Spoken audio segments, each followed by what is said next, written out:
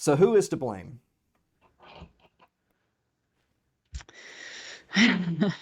So, of course, Ron Paul was a congressman. He was in the House of Representatives for about 8 trillion years. So he actually, the first people he lists is Congress.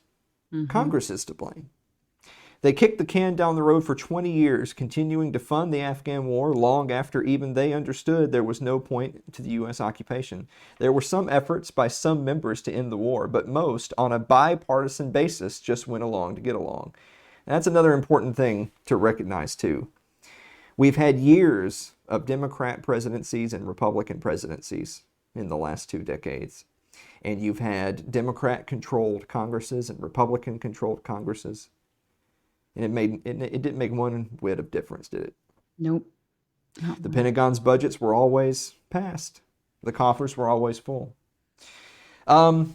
Here's another good point, and I know our friend Kevin Gutzman, has brought this up as well. The generals and other high-ranking military officers lied to their commander-in-chief and to the American people for years about progress in Afghanistan. The same is true for the U.S. intelligence agencies. Unless there's a major purge of those who lied and misled, we can count on these disasters to continue until the last U.S. dollar goes up in smoke. Yep.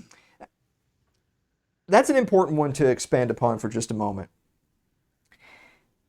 I've seen people talking about things like, when Napoleon and most of his leading lieutenants took over a big chunk of Europe, they were young men.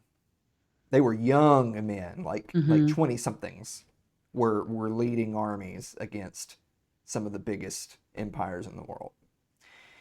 We've fallen into this, maybe it's part of the psychosis, I don't know. You have these generals, these U.S. intelligence apparatchiks, the deep state, if you will, and you've got these career bureaucrats and politicians who have been in service for 20, 30, 40 years or more, men that are in their 50s, 60s, even older, and they lead the country to disaster, and they don't just lead to disaster despite their best efforts.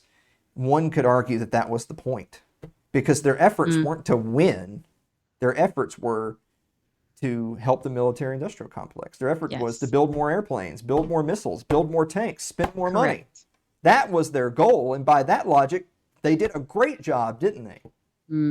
Their goal wasn't to win anything. Their goal was to have a bigger budget next year. Yep. But those people ought to be lined up against a wall and fucking shot. Yep. But that's not what's going to happen. Every single one of those people are going to retire with a full pension and then go get a job at goddamn Halliburton or Raytheon or something. Every single one of them. Their lives will improve.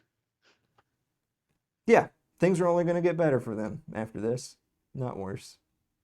That's the ones that move on. Some of the other ones may be still in office for the next regime change, wherever that may be. Military-industrial complex spent 20 years on the gravy train.